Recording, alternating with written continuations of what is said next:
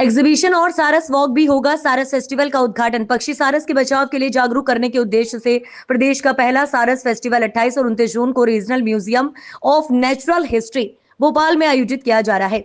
इस आयोजन का उद्घाटन आज दोपहर 12:30 बजे होगा। इस Bhopal birds conservation society regional museum of natural history of WWF nature society द्वारा संयुक्त रूप से आयोजित किया जा रहा है। इस अवसर पर सारस पर आधारित एक भव्य फोटो एग्जीबिशन का आयोजन होगा, जिसमें भोपाल, इंदौर, कोलकाता, पटना, जबलपुर, झांसी, लखनऊ, राजस्थान आदि जगहों के फोटोग्राफर्स की तस्वीरें प्रदर्शित की जाएंगी। डॉक्यूमेंट्री सारस अफेयर दिखाएंगी। 29 जून की सुबह सारस वॉक का आयोजन होगा। इस दौरान डॉक्टर संगीता राजगीर सारस पर व्याख्यान देंगे और सारस अफेयर डॉक्यूमेंट्री भी दिखाई जाएगी। कार्यक्रम में पर्यावरण और पक्षी संरक्षण में कार्य कर रहे लोगों को सम्मानित भी किया जाएगा। मैं मानिक लाल गुप्त, वैज्ञानिक सी, क्षेत्रीय प्राकृतिक विज्ञान संग्रहालय भोपाल। सर, जो आज ये फेस्टिवल जो चल रहा है सारस फेस्टिवल, इसके बारे में आप कुछ जानकारी दीजिए। जैसा कि मैं समझता हूँ भोपाल वालों को मालूम होगा कि भोपाल में जो हमारा बड़ा तालाब है, जिसको कि रामसर साइट भी जो घोषित किया जा चुका है, यहाँ पर विभिन्न प्रकार की जैव विविधता पाई जाती है। उनमें से एक सारस भी है, जो कि एशिया में पाए जाने वाले पक्षियों में सबसे बड़ा होता है। और साथ में एक चीज़ ये है कि ये उड़ता भी है। लेकिन लगभग अगर बात करें तो 10 साल पहले इनकी जनसंख्या बहुत ही कम थी। लेकिन भोपाल बर्ड्स कंजर्वेशन सोसाइटी, जो भोपाल में बेस्ड एक NGO है, इनके अथक प्रयासों से इनकी जनसंख्या धीरे धीरे बढ़ती जा रही है। और अभी तो लगभग कहने कि 100-150 के आसपास सारस दिखाई देते हैं भोपाल के आसपास, और ख़ास करके भोपाल के बड़े तालाब के किनारे। इनकी जैव विविधता को देखते हुए, इनकी कह लीजिए कि महत्व को देखते हुए फिर और भी लोग जुड़ते गए, ग्रामीण जुड़ते गए, और सारस मित्र भी कई लोग बन चुके हैं। तो इसी उद्देश्य को देखते हुए कि लोग जाने, समझें और इसका संरक्षण करें, तो पहली बार भोपाल में प्रथम सारस महोत्सव आयोजित किया जा रहा है भोपाल में। इसमें क्षेत्रीय प्राकृतिक विज्ञान का सहयोग, प्राकृतिक विज्ञान संग्रहालय का सहयोग दे रहे हैं भोपाल बर्ड्स कंजर्वेशन सोसाइटी, और VNS नेचर सेवियर्स, जो कि VNS इंस्टीट्यूट ऑफ कॉलेजेस का जो है ग्रुप है, तो इनके सहयोग से ये पहली बार आयोजित किया जा रहा है।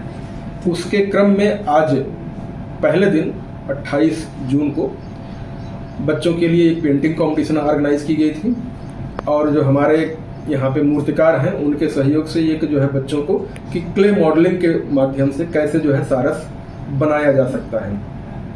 और लगभग 20 से 25 फोटोग्राफर्स के, जो कि नेशन वाइड हैं, हालांकि भोपाल और भोपाल के आसपास के ज़्यादा हैं उसमें, लेकिन फोटोग्राफर्स के फ़ोटो आए, लोगों ने भेजे जो है बड़े ही उत्साह के साथ, और उनमें से फिर सेलेक्टेड फोटोग्राफ्स को यहाँ पर प्रदर्शित किया गया है।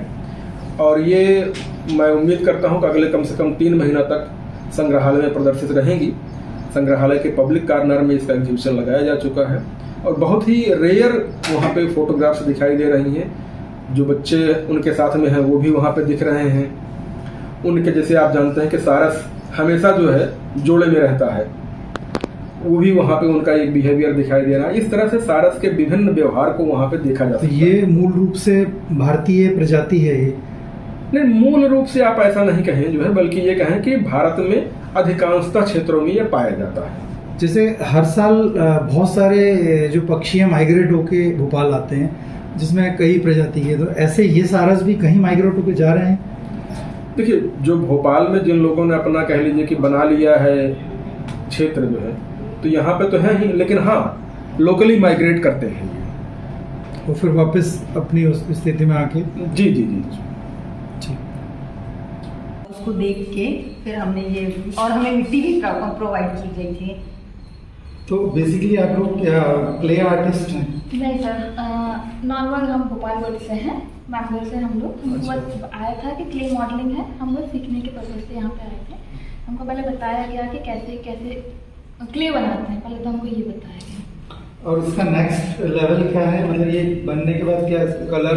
इसको कलर नहीं, आप चाहें तो कलर कर सकते हैं। बाकी नेक्स्ट लेवल ये है कि जो मिट्टी है जब सूखती है एक साथ तो ये फट जाती है, तो इसको सुखाने की भी एक प्रक्रिया होती है। ये आप पॉली देख रहे हैं, पॉली बैग, इसको इस पॉली बैग में ढका हुआ ही हम बाहर रखते हैं, खुली धूप में नहीं रखते, छाँव में ही, लेकिन ढक के रखते हैं।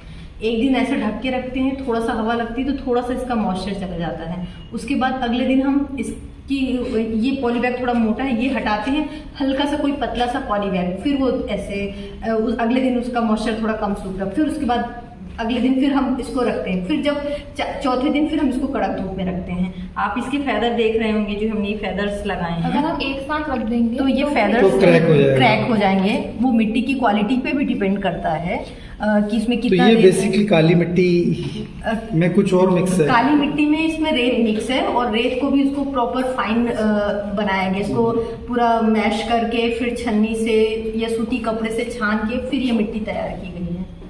तो आप लोगों का NGO Bhopal birds Bhopal birds